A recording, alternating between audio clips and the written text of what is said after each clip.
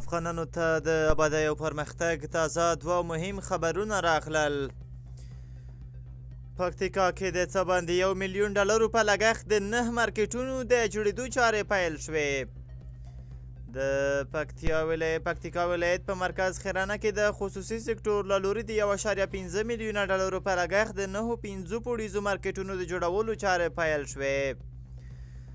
په جوړو شویو مراسمو کې د خیرنې ښاروال مولوي سردار ولي ثابت باختر اژانس ته وویل چې د خیرنې ښاروالۍ د خصوصي سکتور لپاره د اصولو او مقرراتو په رڼا کې د هر ډول اسانتیاو برابرولو ته ژمن دی.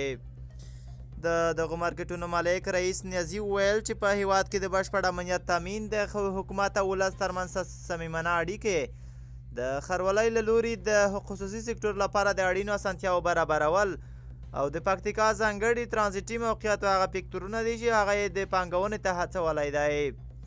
نوموړي زیاته کړه چې دغه پانګونه به د خیرنې ښار د سوداګریزو او اقتصادي فعالیتونو د ودې لپاره یوه مهمه لاسته راوړنه وي. او بل د ابادۍ مهم خبر دا دی چې میدان وردګ د چیک ولسوالۍ ګوډا سیمه کې د خلکو په مالي لګښت یو کلینیک جوړ شه.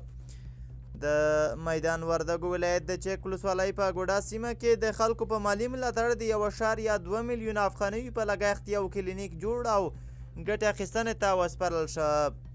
دا کلینیک 8 خونې او اړوندې اسانتیاوې لري او د نارینه او ښځینه ناروغانو لپاره بېلابېل واردونه هم په پام کې نیول شوي دي. درنو لیدونکو له غوږ نیونې او توجه مننه مننه که زموږ د راپورونو او فعالیت په اړه کومه نیوکه وړاندیز او غوښتنه لرئ په کمنټ کې راسره شریک کړئ. تر بیا ښې چاره او ښه وختونه ولرئ.